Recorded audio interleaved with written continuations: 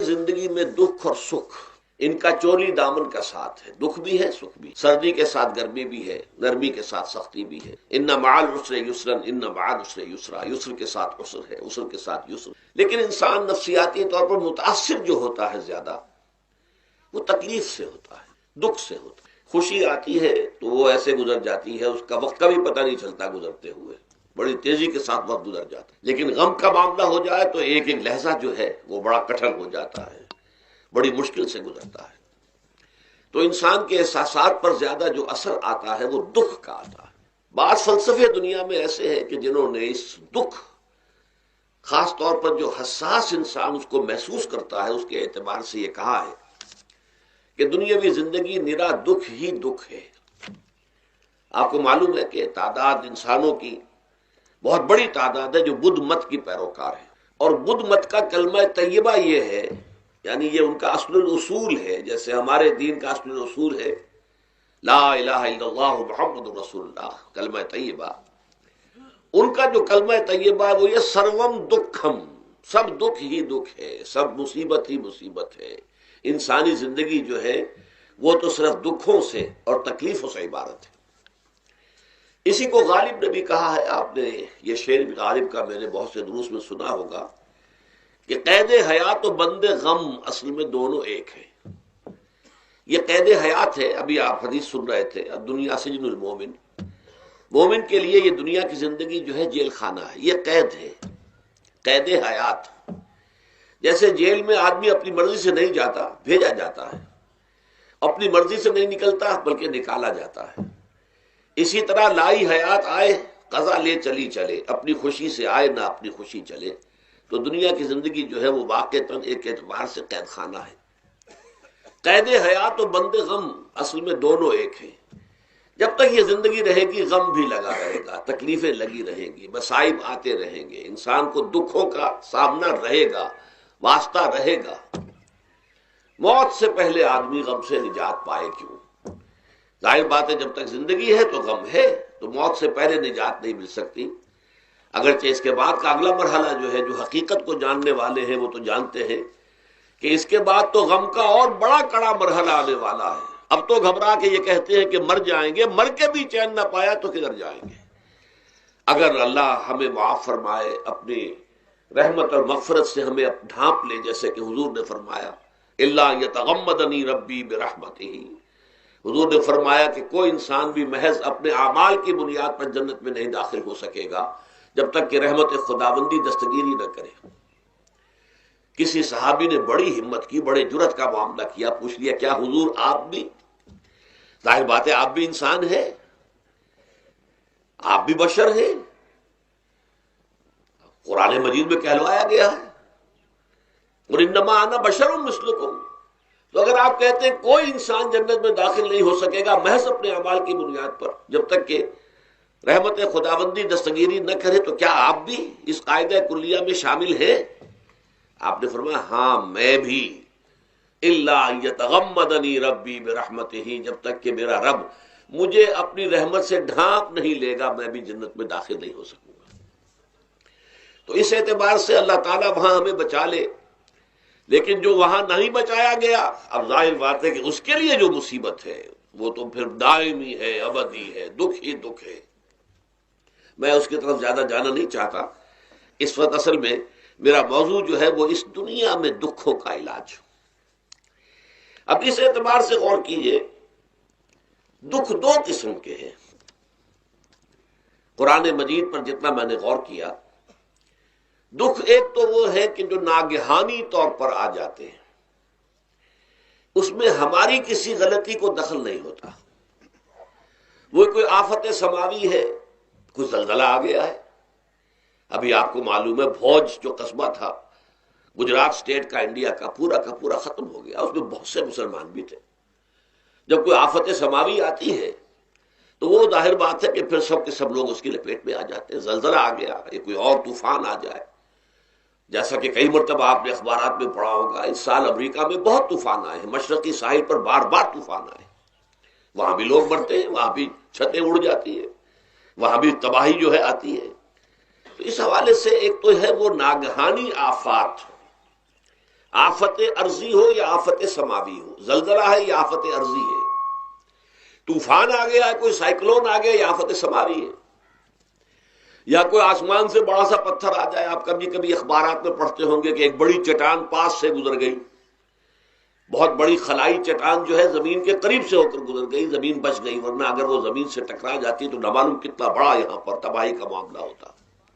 بڑے بڑے جو ہے شہاب گرتے رہے زمین کے اوپر، بڑی بڑی تباہیاں آتی رہی ماضی میں. تو ایک تو یہ ہے، اور ان میں بھی تقسیم کیجئے یہ ناگہانی تکلیف، ناگہانی مصیبت، یا کوئی آفت سماوی یا آفت ارضی، اس کی بھی پھر دو قسمیں ہو گئی. ایک وہ کہ جو افراد کو متاثر کرتی ہے انفرادی سطح پر.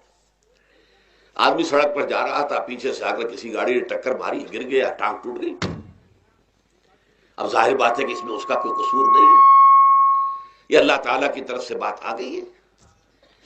یا یہ کہ کوئی اگر اجتماعی سطح پر آیا، جیسا کہ زلزلہ ہے، یا جیسا کہ کوئی سائیکلون ہے، کوئی بڑا طوفان ہے، بہت بڑے فلڈز آ گئے ہیں. اس وقت بھی موزمبیق میں بہت بڑا فلڈ آیا ہوا ہے، ساؤتھ افریقہ میں، اور افریقہ میں اس پچھلے سال بھی بہت بڑا فلڈ آیا تھا، بڑی تباہی آئی تھی، آ رہا. تو یہ آفت سماوی، یہ ظاہر بات ہے کہ اجتماعی سطح پر آتی ہے، بڑی بڑی مقدار میں اور تعداد میں لوگ متاثر ہوتے ہیں، لاکھوں لوگ بے گھر ہو جاتے ہیں، ہزاروں آدمی مارے جاتے ہیں. تو پہلی شکل جو ہے دکھ کی، جیسا کہ میں نے عرض کیا، وہ ناگہانی دکھ، کوئی آفت ارضی، کوئی آفت سماوی، خواہ وہ انفرادی ہو خواہ اجتماعی. اس کے ضمن میں کیا علاج ہے؟ ظاہر بات ہے کہ اس کا علاج یہ تو نہیں ہو سکتا کہ آپ اس کو ختم کر سکیں. انگریزی کا ایک محاورہ ہے، what cannot be cured must be endured. جو چیز جو ہے جس کا علاج نہیں ہو سکتا وہ تو برداشت کرنی پڑے گی.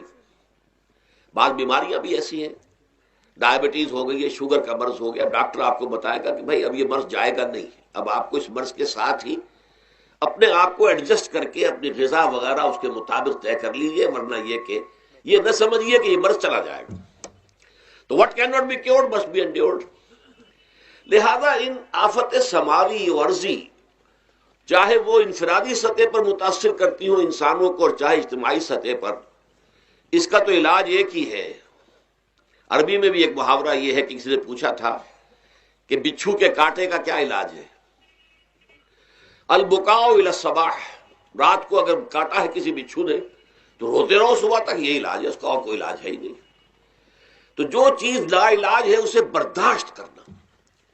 گویا کہ یہاں جو اصل شے ہوگی کہ دنیاوی آفات، ارضی و سماوی آفات، ناگہانی آفات، ناگہانی مصیبتیں، ان کے ضمن میں ہمیں ایسی شے کی ضرورت ہے جو ہمارے اندر برداشت پیدا کر دے، اس کو جھیلنا آسان بنا دے، ہم اس کی وجہ سے بجھ کر نہ رہ جائیں، ہماری ہمت جواب نہ دے جائیں، ہمارا ارادہ ختم نہ ہو جائے، ہمارا حوصلہ پست نہ ہو جائے، بلکہ برداشت ہو، جھیلنا ہو، تحمل ہو.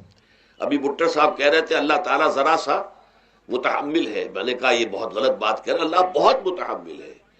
وہ ذرا سا تو یوں سمجھیے کہ ان کے کہنے کے انداز میں یہ بات آ گئی، ذرا سا رحیم بھی ہے. نہیں، وہ بہت رحیم ہے، بہت متحمل ہے، بہت حلیم ہے. لیکن یہ کہ ہمیں یہ جو آفات سماویہ اور ارضیاں ہیں جو ہمارے اوپر آ جاتی ہیں اللہ کی طرف سے، ان کے ضمن میں ذہنی ایک ایٹیچیوڈ پیدا ہو جائے، سوچ کا ایک خاص رخ بن جائے، انسان کے احساسات ایک خاص طرز پر ڈھل جائیں، تو پھر ان کو برداشت کرنا آسان ہو جاتا ہے. اور وہ کیا ہے؟ وہ ہمارے ایمان کا لازمی تقاضا ہے. ایمان ہمیں یہ بتاتا ہے کہ کوئی مصیبت اس زمین میں آتی ہے نہ تمہاری جانوں پر آتی ہے بغیر اذن رب. جو کچھ آ رہا ہے اللہ تعالیٰ کے فیصلے سے آیا ہے. یہ کوئی اندھا بہرا مادہ نہیں ہے، یہ کوئی اندھا بھینسا نہیں ہے کہ اس نے آ کے آپ کو ٹکر مار دی ہے. نہیں، یہ تو سمیع اور بصیر، علیم و خبیر اللہ، اور حکیم اور قدیر اللہ کا فیصلہ ہے. لہذا یہ من جانب اللہ ہے، اس کو تم سمجھو کہ یہ اللہ تعالیٰ کی طرف سے ہے. اور جب اللہ کی طرف سے ہے تو سورہ آل عمران میں فرمایا بیدہ الخیر، اس کے ہاتھ میں تو خیر ہی خیر ہے. یعنی بظاہر تمہیں محسوس ہوتا بھی ہو کہ یہ میرے لیے تکلیف دہ بات آ گئی ہے، تو اس کو یوں سمجھو کہ اس کا نتیجہ جو میرے حق میں نکلے گا وہ خیر ہوگا۔ فوری طور پر تو تکلیف ہے، مجھے اچھی نہیں لگ رہی، ناگوار ہے، لیکن نتیجہ اس کا خیر نکلے گا۔ جیسے بچہ بیمار ہے، ماں اسے دوا پینے پر مجبور کر رہی، کڑوی دوا ہے، وہ تو سمجھتا ہے مجھ پر بڑا ظلم ہو رہا ہے، یا آپ لے گئے اسے ڈاکٹر کے ہاں ٹیکا لگوایا ہے، وہ تو چیخ رہا ہے، رو رہا ہے، لیکن آپ کو معلوم ہے، کاش اسے بھی معلوم ہو جائے کہ یہ میرے خیر کے لیے، میرے بھلے کے لیے، اگر اسے یہ معلوم اور محسوس ہو جائے تو اس کی تکلیف اس کے اندر بہت کمی آ جائے گی، وہ سہار لے گا، اس کو وہ برداشت کرے گا۔ اس حوالے سے اس کا جو ہمارے دین میں اس کا نام ہے، اس ذہنی کیفیت کا، ان احساسات کا، اسے ہم کہتے ہیں تسلیم و رضا۔ جو کچھ آ رہا ہے اللہ کی طرف سے آ رہا ہے، لہذا سر تسلیم خم ہے، اے اللہ ہم قبول کرتے ہیں، رضا، ہر حال میں تیری رضا پر راضی ہے، جو تیرا فیصلہ ہے ہمیں بصر و چشم قبول ہے، تسلیم و رضا۔ ہم بھی تسلیم کی خو ڈالیں گے، بے نیازی تیری عادت ہی صحیح۔ اللہ تو بے نیاز ہے، لیکن اے اللہ تو ہمارے لیے جو بھی تکلیف کا تو نے فیصلہ کیا، ہم تسلیم کی خو ڈالیں گے، عادت پیدا کر لیں گے اپنے اندر کہ ہر چساقی ماریخت عین الطاف است، کہ میرا ساقی میرے پیالے میں جو کچھ ڈال دے یہ اس کا لطف و کرم ہے۔ یہ مقام رضا ہے، یہ ایمان کا ایک ایسا تقاضا ہے کہ جس کو ہم کہیں گے ایمان کی حلاوت، ایمان کی مٹھاس۔ اگر آپ کا منہ کڑوا ہو جائے تو آپ چینی کھاتے ہیں تاکہ منہ کا ذائقہ ٹھیک ہو جائے۔ اگر تکالیف کی وجہ سے، دکھ کی وجہ سے آپ کے احساسات کے اندر کوئی خرابی پیدا ہو رہی ہے، یہ جو مقام رضا ہے، یہ اس کے لیے قند ہے، یہ اس کے لیے چینی ہے، یہ اس کے لیے شہد ہے، یہ اس کی تلخی کو ظاہر کر دینے والی شیء ہے کہ اللہ تیری رضا پر راضی، راضی برضائے رب۔ اب اس کے ضمن میں سمجھئے، یہ تو اصولی بات میں نے آپ کو بتا دی، اس کی تین کیفیات ہو سکتی ہیں، کیوں اللہ کی طرف سے یہ چیزیں آتی ہیں۔ سب سے پہلی شے ہے، اب وہ جو آیات میں نے سنائی تھی وہ سن لیجئے پہلے ترجمہ۔ سورہ تغابن میں فرمایا ما صاب من مصیبت الا باذن اللہ، دیکھو کوئی مصیبت تم پر نہیں آ سکتی، نہیں آتی مگر اللہ کے اذن سے۔ ومن یؤمن باللہ، اور جو شخص اللہ پر ایمان رکھتا ہو، یہد قلبہ، اللہ اس کے دل کو ہدایت دے دیتا ہے، اس کے دل کو سکون عطا کر دیتا ہے، وہ راضی برضائے رب ہو جاتا ہے، اس میں شکوہ نہیں رہتا، اس میں شکایت نہیں ہوتی، اس میں تلخی نہیں ہوتی، کیوں ہو گیا، کیسے ہو گیا، کیوں ہو گیا، نہیں ہونا چاہیے، نہیں۔ یہ سارا جو پیچ آدمی کھاتا رہتا ہے نا، اندر ہی اندر وہ جو پیچ کھا رہا ہے، یہ سب پیچ سے نجات مل گئی۔ برو کشید سے پیچا کہ ہست بود مرا، چے اقدہا کے مقام رضا کشود مرا۔ یہ پیچ کھانا جو ہے، پیچا کے ہست بود، اس سے اللہ تعالیٰ نے مجھے نجات دے دی ہے مقام رضا کے ذریعے سے۔ کتنے بڑے بڑے عقدے میرے حل ہو گئے اس مقام رضا سے، چے اقدہا کے مقام رضا کشود میرا، میرے تو بہت سے عقدے اس سے حل ہو گئے۔ اس حوالے سے ایک موٹی بات تو یہ ہو گئی، لیکن اب اس کو تین حصوں میں تقسیم کیجئے۔ پہلی بات یہ کہ یہ اللہ کی طرف سے آزمائش کے طور پر آتے ہیں۔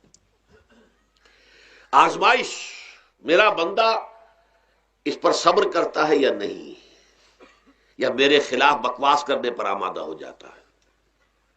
اللہ تو ایسا ہے، اللہ نے تو ہم پر کبھی کرم کیا ہی نہیں ہے، اللہ تو ظالم، معاذ اللہ معاذ اللہ معاذ اللہ۔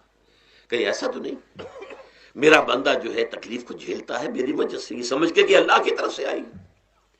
یہ سب جو ہے یہ بہت بڑی کامیابی ہے اگر انسان کو حاصل ہو جائے۔ اور اس صبر کے نتیجے میں دو اور باتیں پیدا ہوتی ہیں۔ یہ مضامین علیحدہ علیحدہ دروس کے اندر آتے رہے ہیں، لیکن آج ایک نئے عنوان کے تحت جمع ہو کر آ رہے ہیں۔ پہلی بات یہ ہوتی ہے کہ یہ امتحان کا نتیجہ کیا نکلتا ہے کہ آپ نے ایک امتحان پاس کیا تو آپ کے اگلے درجے میں ترقی ہو جاتی ہے۔ 5ویں کا امتحان پاس کر لیا نا تو 6ٹھی میں جائیں گے، اب 6ٹھی کا امتحان پاس کریں گے تو 7ویں میں جائیں گے، 7ویں کا پاس کریں گے تو 8ویں میں۔ درجہ بدرجہ انسان کی دینی، ایمانی اور روحانی ترقی کا ذریعہ یہ آزمائش بنتی ہے۔ جتنا اس میں صبر ہوگا، جتنا اس میں تسلیم و رضا جو ہے آپ حاصل کرتے جائیں گے تو آپ کے درجے بلند ہوتے چلے جائیں گے. آپ کا امتحان کڑے سے کڑا آئے گا، بڑے سے بڑا آئے گا، مشکل سے مشکل تر آئے گا. ایک وقت میں ایم اے کا امتحان بھی آپ کو دینا ہوگا. ایک وقت میں ہو سکتا ہے پی ایچ ڈی کے لیے تھیسس آپ لکھیں، پھر اس کے اوپر جو ہے ٹیم بیٹھی ہوئی اور آپ سے وہ بحث کرے، جرا کرے آپ سے، وہ بھی کرنا ہوگا. لیکن یہ کہ اگر پرائمری ہی میں فیل ہو گئے تو اس کا سوال ہی پیدا نہیں ہوتا کہ کبھی آپ ایم اے کا یا پی ایچ ڈی کا تھیسس بھی لکھیں. اور اسی کو دوسرے انداز میں کہا گیا ہے قرآن مجید میں، وَلِيُبْلِيَ الْمُؤْمِنِينَ مِنْهُ بَلَاءً حَسَنًا. اصل میں ابلا کہتے ہیں، بلا یبلو جو ہے عربی زبان میں آتا ہے آزمانا. خلق الموت والحیات لیبلوکم ایکم احسن عملا. یہی معنی ابتلا کے میں، ابتلا یبتلی آزمانا. ابلا یبلی جو آتا ہے باب افعال سے، اس میں آتا ہے کسی کو کسی تکلیف میں ڈال کر اس کو نکھارنا، کہ اس کا جوہر نکھر جائے، اس کے اندر جو خیر ہے وہ اور چمک جائے، لوگوں کو بھی معلوم ہو جائے کہ یہ شخص اس مقام کا اہل ہے، اس کے اندر یہ صلاحیت ہے، اس میں یہ قوت